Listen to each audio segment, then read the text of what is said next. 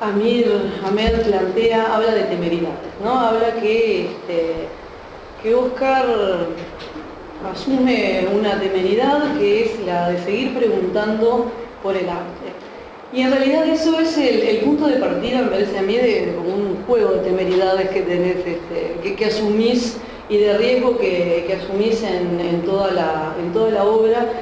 En primer lugar, además de la temeridad de hacerse preguntas sobre el arte y volver a preguntar cosas que a veces se supondría que por repetidas están contestadas y como bastante lejos de eso, también algo que se planteaba ya en el primer libro, que cuando planteas en el prólogo de La mirada de Eros, que Aróstegui decía que uno de los estigmas que se ponían a los artistas, que se ha impuesto a los artistas plásticos, es considerar que no piensan, que solo sienten. Y Oscar en realidad asume la temeridad de hablar de la producción, de lo que se hace, salir sin salir en realidad, porque es otra forma de creación, de esa instancia creativa en la que se supone que tenemos que estar compartimentado, donde el artista crea y siente, el curador en todo caso como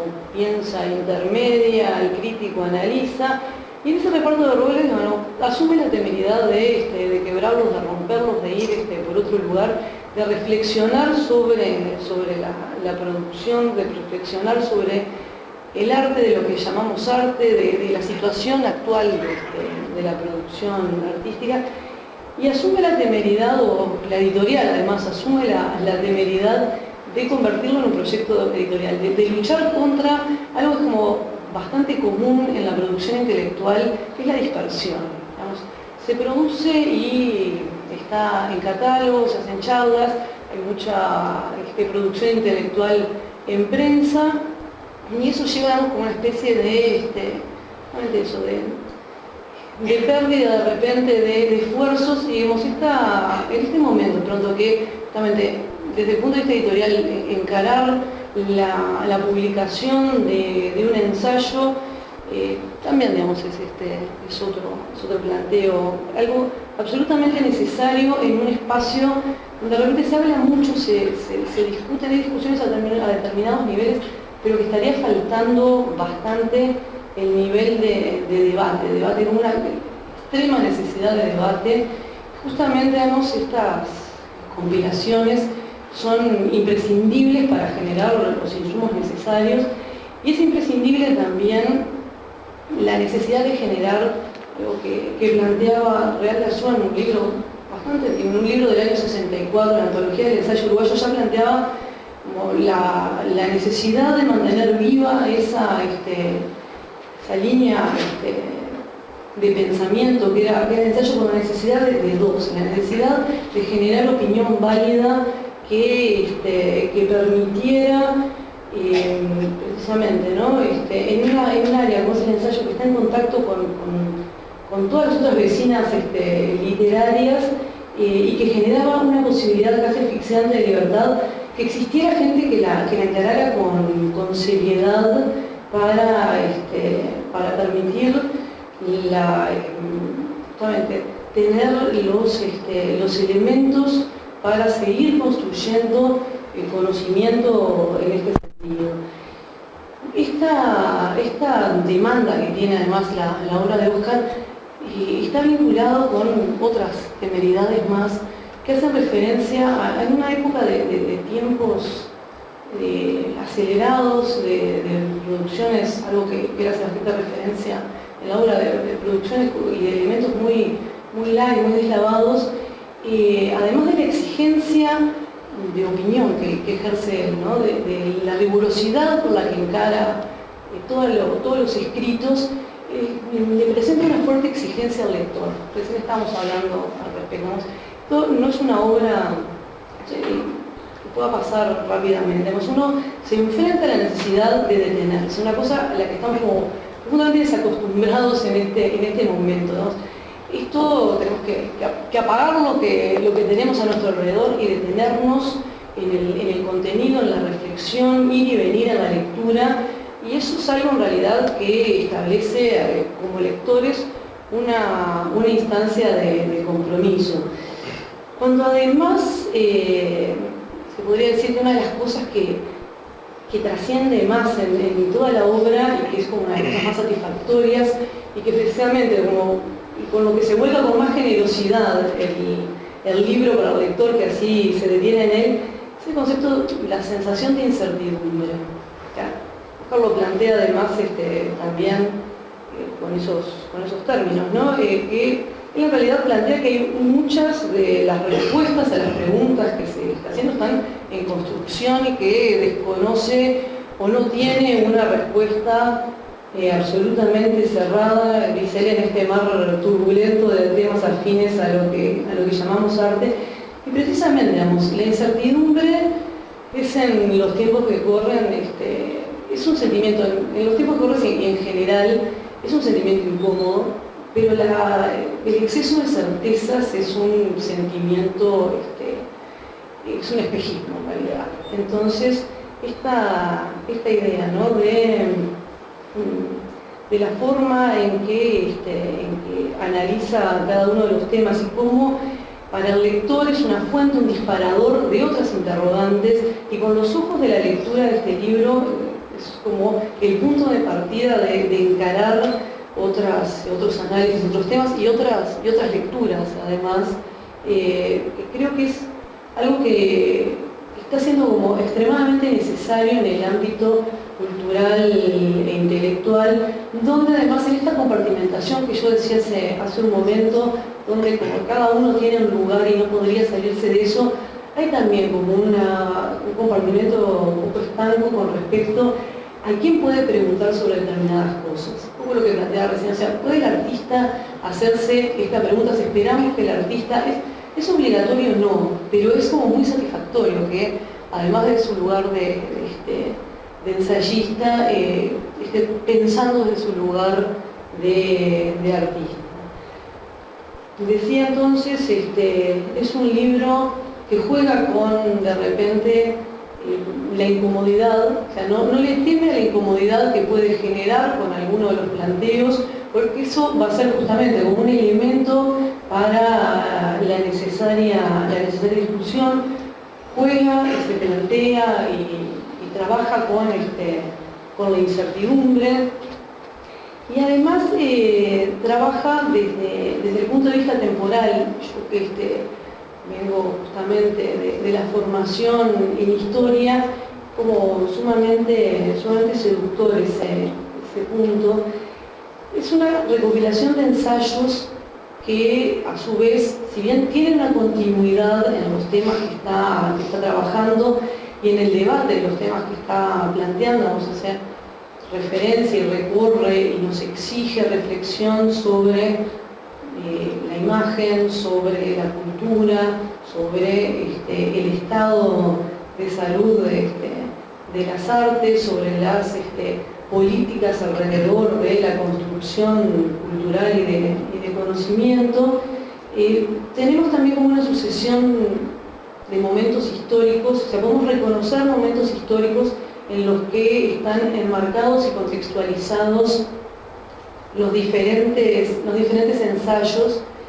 Y a mí me pareció extremadamente rico la percepción que deja desde ese punto de vista de algo que parece que no lo tenemos como suficientemente claro, que la historia no es lineal. O sea, nosotros estamos acostumbrados, nos han enseñado, nos han representado rectilíneamente los procesos históricos, cuando en realidad la historia del arte, y de donde en realidad la parte de un punto de vista, una visión de la historia en totalidad, es más como aquella representación que habías hecho también en La mirada de Eros, de la historia como una espiral, ¿no?, donde hay cruces y pliegues, superposiciones y idas y vueltas, donde la realidad toma como esa dimensión de complejidad y de necesidad de ser constantemente revisada, ¿no? Y en ese sentido,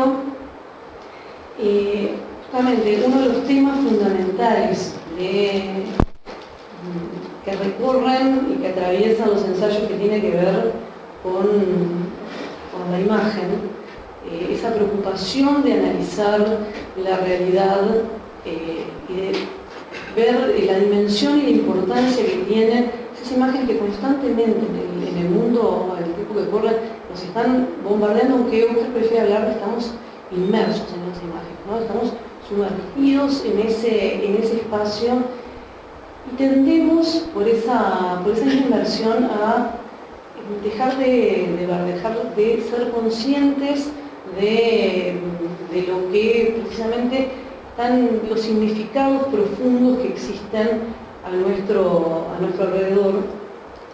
Él tiene un ensayo que además habla de otro concepto muy interesante, que es encarnados, y yo lo relacionaba, la imagen, el ver para creer y la encarnación, y pensaba un poco en un concepto de Santo Tomás que necesita, o sea, la idea justamente que tiene que ver para creer, pero en realidad en el relato bíblico tiene que tocar, tiene que ver, percibir sensorialmente lo encarnado para creer. Y el juego de imágenes, en el que estamos inmersos, hipnotizados, a veces alelados por estas imágenes, requiere justamente que no creamos nada, no podemos dar nada por sentado, no nos tenemos que creer esa realidad así como la estamos viendo, sino justamente como es un poco el espíritu general de la obra, si no la estamos analizando, si no buscamos las herramientas profundas de visualización, de análisis. Y en ese sentido, habla de imagen artística, de imagen pictórica, pero habla de las imágenes que rodean otras escenas, otros escenarios. Las imágenes están en todos lados y tienen que ver, y aparece la crítica a supuestos que damos a lo que tiene que ver con la escena social, la escena política, la idea del arte como una acción social que está vinculando y entrando en absolutamente todos los rincones de la realidad. Y esas herramientas visuales, esas herramientas de análisis nos tienen que permitir encarar, entender, percibir esa realidad compleja, dinámica, contradictoria, tremendamente, a veces aparentemente simplificada, pero engañosamente simplificada, justamente con los ojos críticos de lo que no está absolutamente para nada todo dicho, está absolutamente todo por hacer, y es en parte un elemento importante de esta obra, rescatar esa sensación, ese principio de incertidumbre que nos tiene que acompañar constantemente y que un poco es el planteo. Y la verdad que yo lo que espero de este libro, que justamente genere algo que me parece que es un poco parte de la idea, que genere debate, que se necesita mucho trabajar opiniones diferentes, encontradas. Parece que lo que tiene que ver con la crítica y el comentario pasa por determinados canales y no por lo que generan profundidad y más elementos de conocimiento. Bueno, la idea es esa, ¿no? Que lo disfruten, que lo lean, que lo lean y que luego, como decía recién, ¿no? Que le den ese tiempo de demora que necesita, porque la interpretación, las palabras están ahí pretendiendo ser como extremadamente generosas con el que se tome trabajo, se detenga para eso.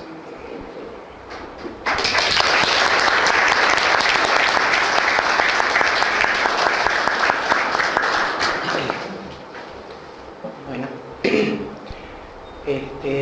yo lo primero que quiero decir es que me alegra mucho que se haya publicado este libro. A mí me alegra mucho cuando se publica ensayo. Me parece que Uruguay produce poco ensayo, o por lo menos publica poco ensayo. Seguramente haya material que circula a nivel de la academia y esas cosas, pero se publica poco ensayo para todo el mundo. Me parece muy bueno que se hayan reunido estos textos. Me parece bueno que además estén reunidos en el libro porque un problema, si bien todos estos, o la mayoría creo de estos ensayos ya habían circulado por distintas vías,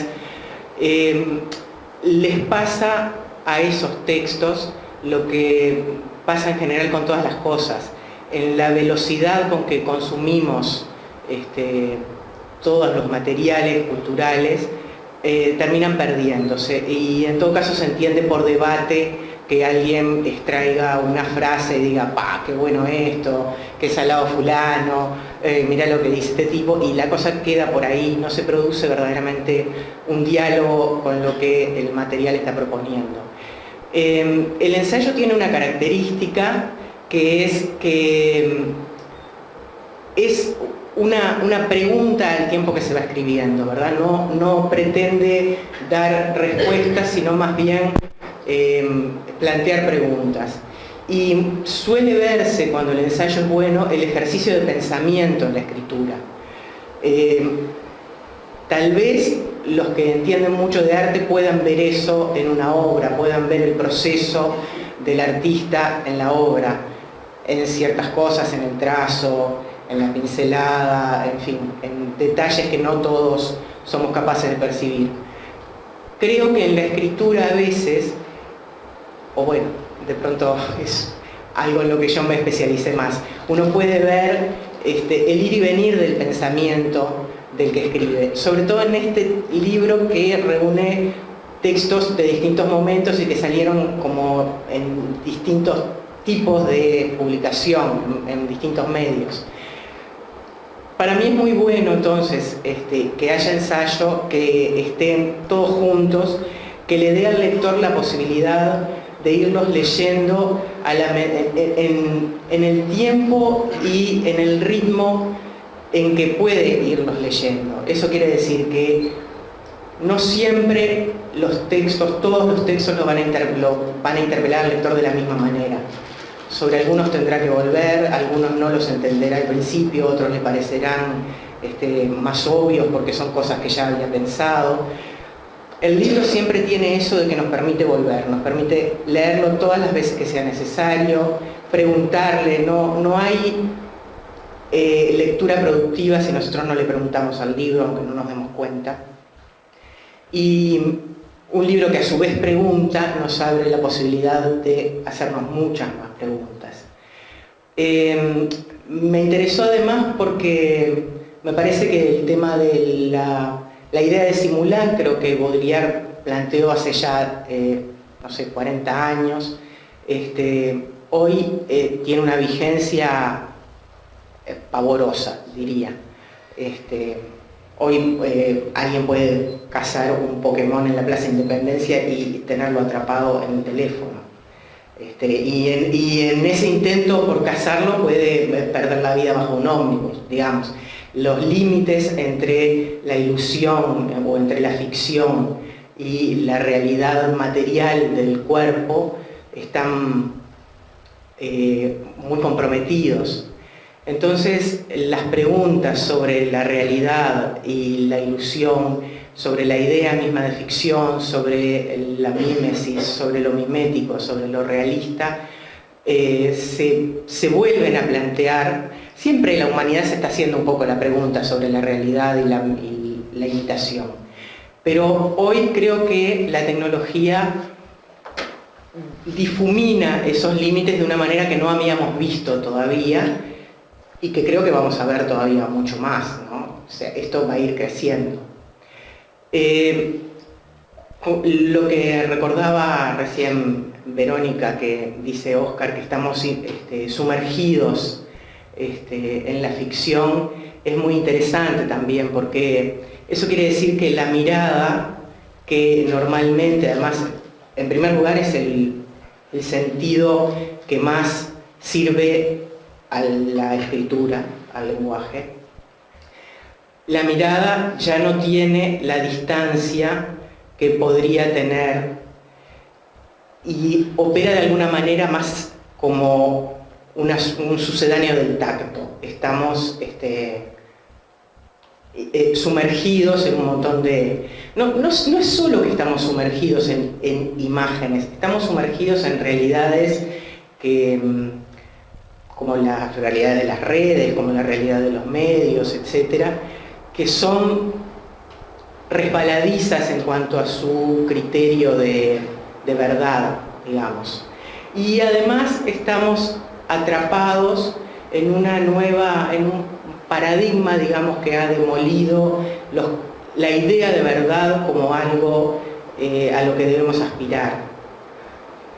Y se corre siempre el riesgo de pensar que está mal aspirar a la verdad, porque no hay tal cosa como la verdad, un juicio, digamos, que lógicamente se desmiente a sí mismo, ¿no? Porque si yo digo no hay verdad, tampoco lo que estoy diciendo puede ser verdad.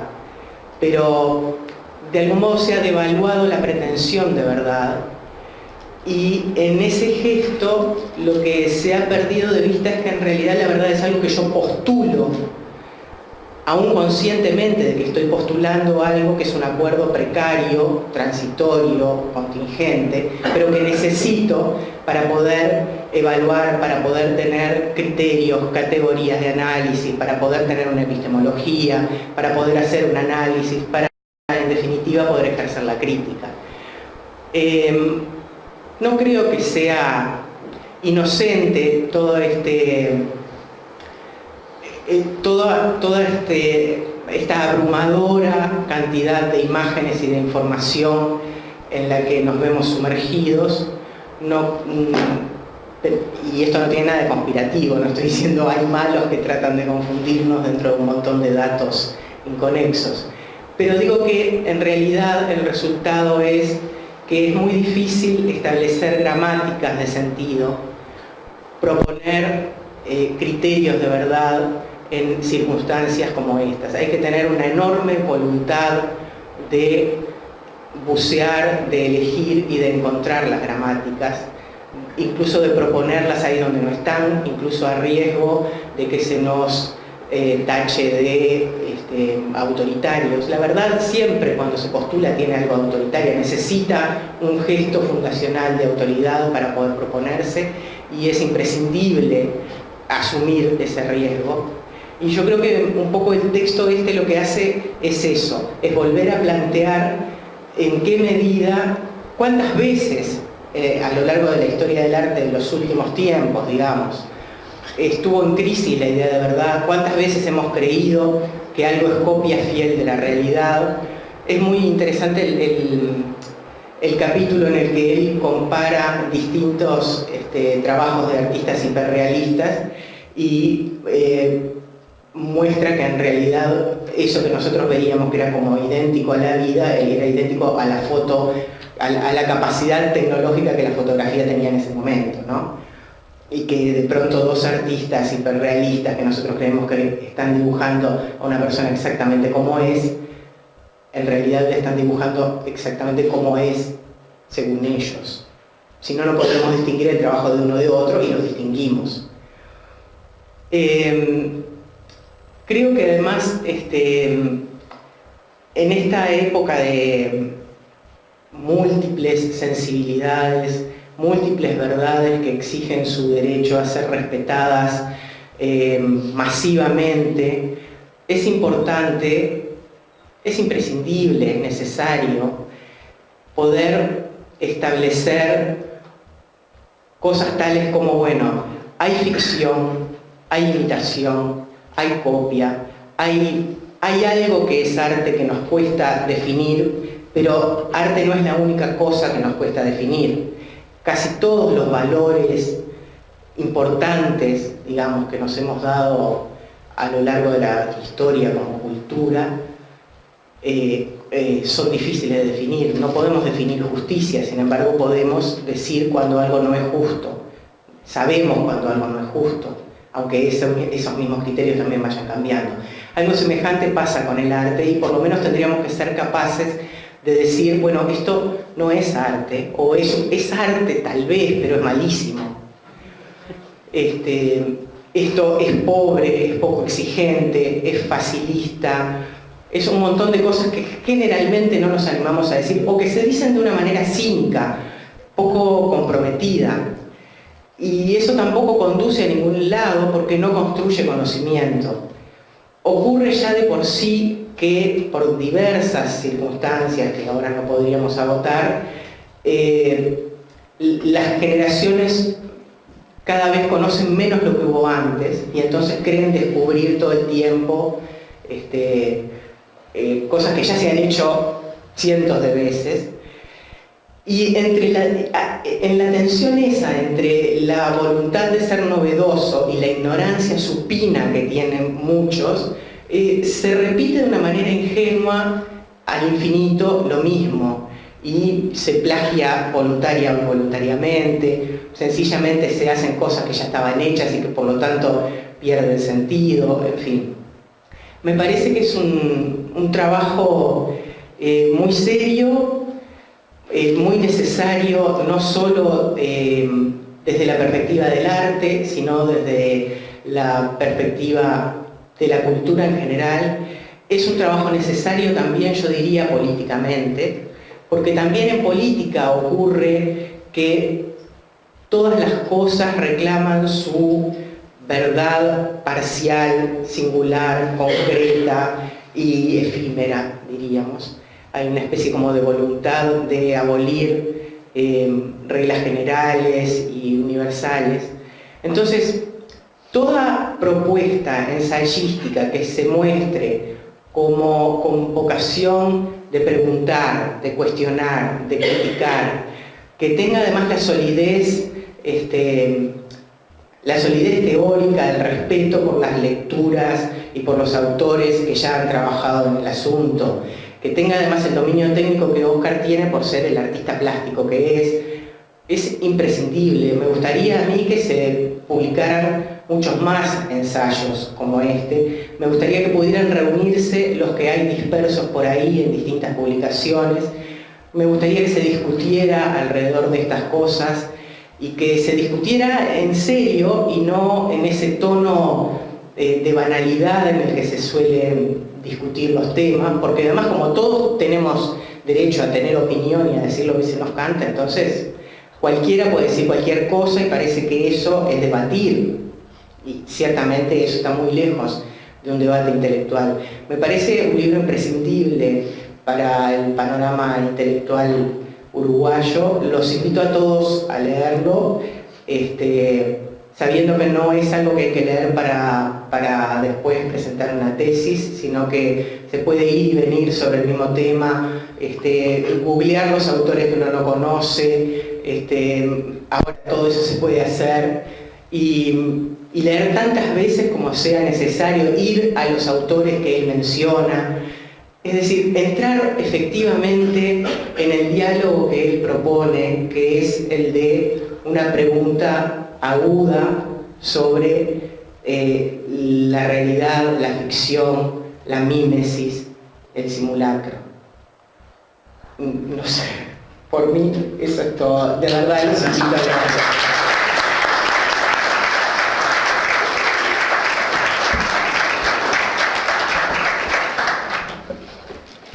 Bueno, buenas noches. La verdad que tengo poca cosa para decir después de los amables comentarios de Verónica y Soledad, pero además, como a mí no me gusta hablar mucho en público, me hice un papelito acá con algunas anotaciones para no pasar vergüenza, o por lo menos para pasar la menor vergüenza posible. Y quisiera usar los últimos minutos de esta presentación para decir algunas cosas de un tema clave y que aparece además tratado en más de una oportunidad en esta recopilación de escritos, y que tiene que ver con la crítica. Es un término rimbombante, que ronca, que molesta, sobre todo en los últimos tiempos, molesta más que antes, parece. Y quisiera comenzar con una anécdota. Hace varios años doy clases de arte para niños de primaria en un colegio privado en Florida. Al comenzar el año lectivo, las aulas se llenan de decoraciones que dan la bienvenida a los nuevos alumnos, flores de cartulina, frases motivadoras, en fin.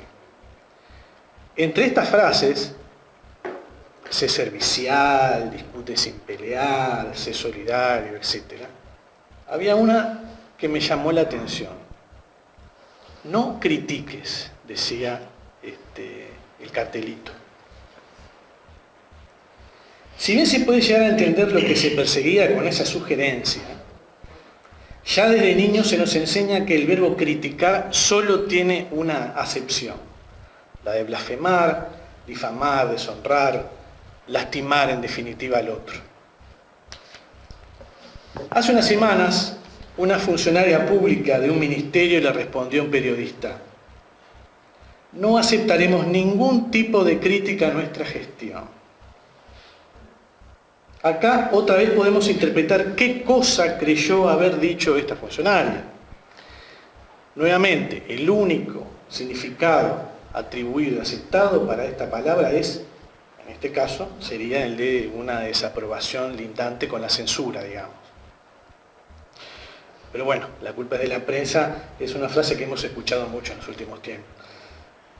Pero la crítica no es solo el comentario adverso, la reprobación o el verso poliche, el pulgar para abajo, o la crítica con estrellitas que elige un cronista para calificar una obra de arte.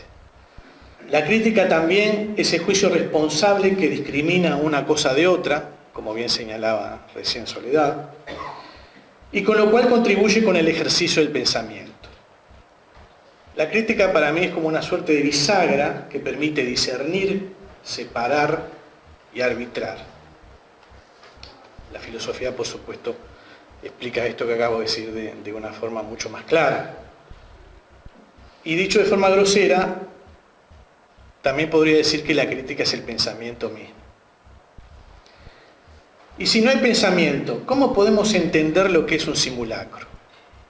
¿Es real esa noticia que aparece en internet? ¿Es posible que haya un espectador que quiera descolgar a Carlota Ferreira de este museo porque la imagen de la retratada no coincide con sus parámetros de reivindicación de género? ¿Es real esa cámara oculta? ¿Murió Bin Laden o está tomando agua de coco y daiquiri en las Bahamas? ¿Importa que yo crea en alienígenas ancestrales o en diputados que se quejan en la cámara baja porque el churrasco de la cantina del Palacio estaba duro? Fíjense que acá había que separar, por un lado, la simulación de la locura, de la estupidez. Reírse ya es una toma de posesión, ¿no? Además, ¿qué diferencia hay entre la realidad y la ficción? También de eso hablábamos recién. ¿La imagen finalmente fue fagocitada por los instrumentos retóricos del poder? ¿Es pertinente y útil hacerse hoy todas estas interrogantes? Yo creo que en un escenario donde no solamente todo es lo mismo, sino que además todo tiene el mismo valor, el ejercicio crítico es mirado con profundo recelo. Es, para algunos, el infiltrado amargo y avinagrado que se instala en el medio del eslogan y el goce continuo. Mientras la bulla mediática, las guerritas de almohada, la simbología del cabello crespo, el debate sobre los Pokémones y las noticias sobre granizo ocupan nuestro tiempo, con este libro intenté de forma muy humilde rescatar el ejercicio crítico en un momento en que aquella frase escrita en la pared de una... Desde este punto de vista, creo que es un libro que intenta resistir el avance de la acepción señalada en un comienzo. La crítica como sinónimo de algo feo. Para finalizar, diré que quienes lean este libro no encontrarán, por supuesto, ninguna fórmula para descubrir la pólvora. Es apenas el intento de pensar los mismos temas desde otros enfoques. Me queda agradecer nada más a las autoridades del Museo de Artes Visuales y a la editorial por la posibilidad de haber publicado estos ensayos que, bueno, como apuntaban mis dos compañeras acá presentes,